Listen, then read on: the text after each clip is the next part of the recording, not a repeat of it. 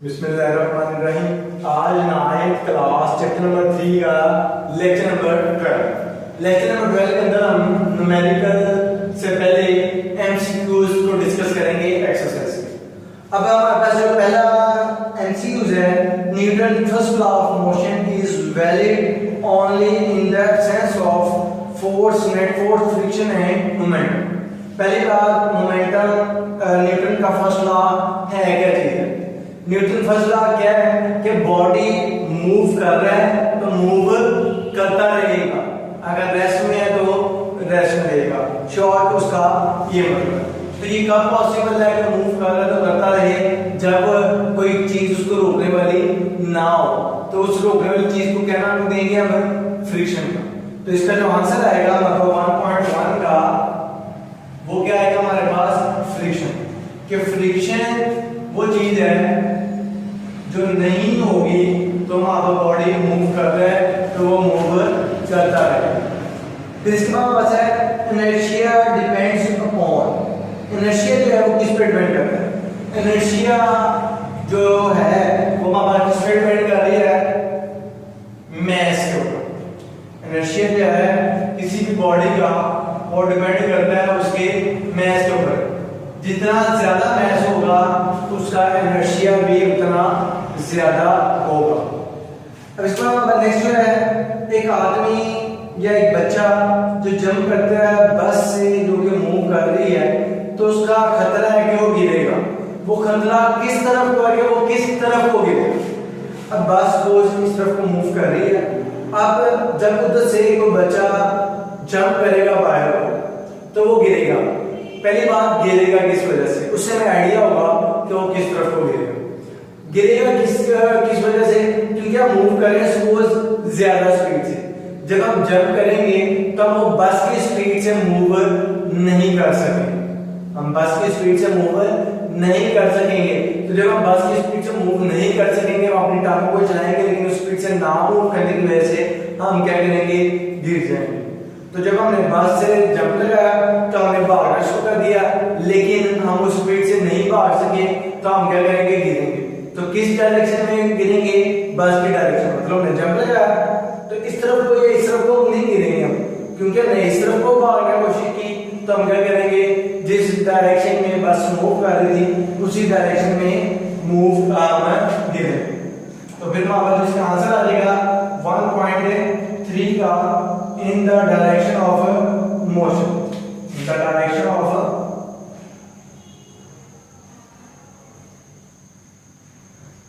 motion। ये हमारे पास नेक्स्ट जो है वो आंसर है। अब 1.4 जो है आगे, इसके अंदर एक क्वेश्चन है, a string is stretched by two equal and opposite forces 10 Newton each. The tension in the string is। अच्छा, अब हमारे पास एक स्ट्रिंग है, उसको हमने खींचा हुआ। इसके एक स्ट्रिंग है, हम उसको किया हुआ है, खींचा हुआ है।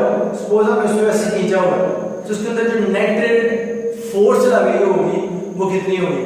0 न्यूटन होगी, या फिर हमारे पास 5 न्यूटन होगी, 10 न्यूटन होगी, या 20 न्यूटन होगी।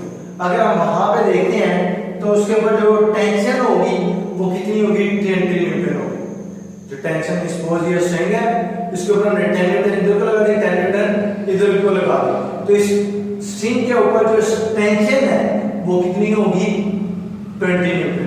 क्योंकि 10 इधर को लग रही है, 10 इधर को लग रही है, तो उसके ऊपर जो खिंचाव आया हुआ है, जो खिंचाव की फोर्स है वो कितनी है? 20 न्यूटन। तो 0 न्यूटन नहीं होगी कि कैंसिल होकर वो 0 हो जाएगा। ठीक है, वो मूव नहीं कर रहा, वो 0 है। नेट फोर्स 0 है, नेट फोर्स 0 है, लेकिन जो टेंशन आएगी उसके ऊपर वो क्या होगी? वापस 20 न्यूटन आ जाएगा। तो उसके मुताबिक वापस जो आएगा वो आंसर इसका वो क्या आएगा? डी आएगा, 20 न्यूटन।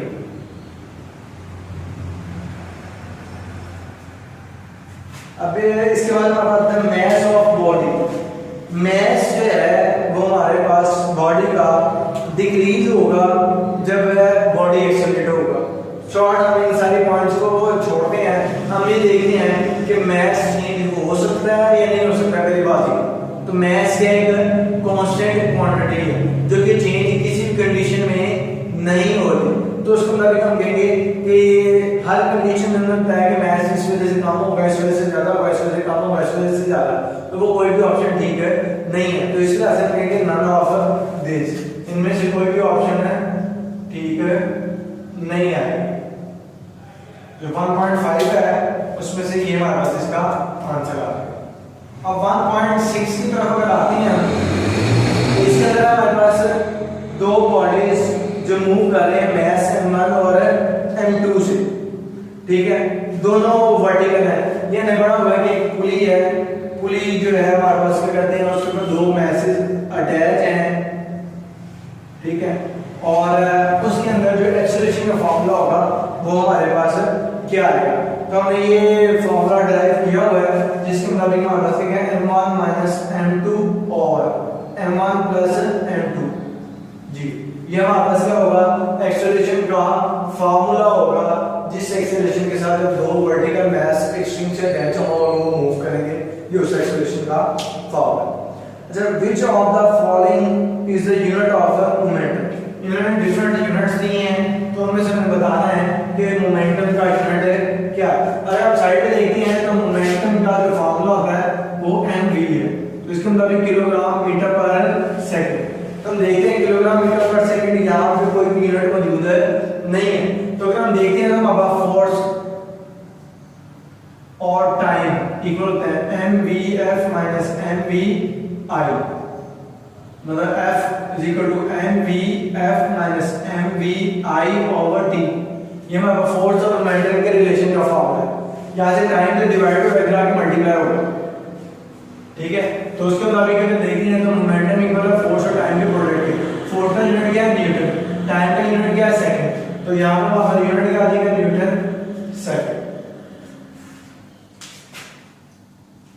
फिर 1.8 के अंदर जो हमारे पास क्वेश्चन है वो है कि जब दो when horse pull the cart the action is on the, जब घोड़ा पुल करता है तो कार्ट को, तो हमारे पास एक्शन किसके ऊपर होगा, या तो हमारा कार्ट के ऊपर, मवेशी के ऊपर, जमीन के ऊपर, घोड़े के ऊपर, अर्थ के ऊपर और कार्ट के ऊपर। तो हमारा जो ऑप्शन आएगा जब घोड़ा पुश कर रहा है तो वो किसको पुश कर रहा है, वो जमीन को भी पुश कर रहा है और साथ में किसको पुश कर रहा है, वो जो अपना उसके पीछे वो लगा हुआ है उसकी सवारी, उसको भी क्या कर रहा है पुश कर रहा है। फिर उसको मुताबिक वापस करेगा अर्थ एंड कार्ट। अब 1.9 में है कि हमारा which of the following materials lower friction when pushed between metal plates। जब मेटल प्लेट्स के दरमियान मूव कर रहा है तो हम किस तरीके से फ्रिक्शन को रिड्यूस कर सकते हैं। पहले तो हमने लिखा वाटर, वाटर होगा तो भी फ्रिक्शन कम हो जाएगी। अगर तो हम क्या कहते हैं मार्बल पाउडर यूज करेंगे तब भी फर्क पड़ेगा, एयर से खास फर्क नहीं होगा। लेकिन जब हम ऑयल यूज करेंगे तो हमारा जो फ्रिक्शन है वो काफी हद तक कम हो जाएगा। तो ये हमारे पास 9 MCQ से एक्सरसाइज के, तो जो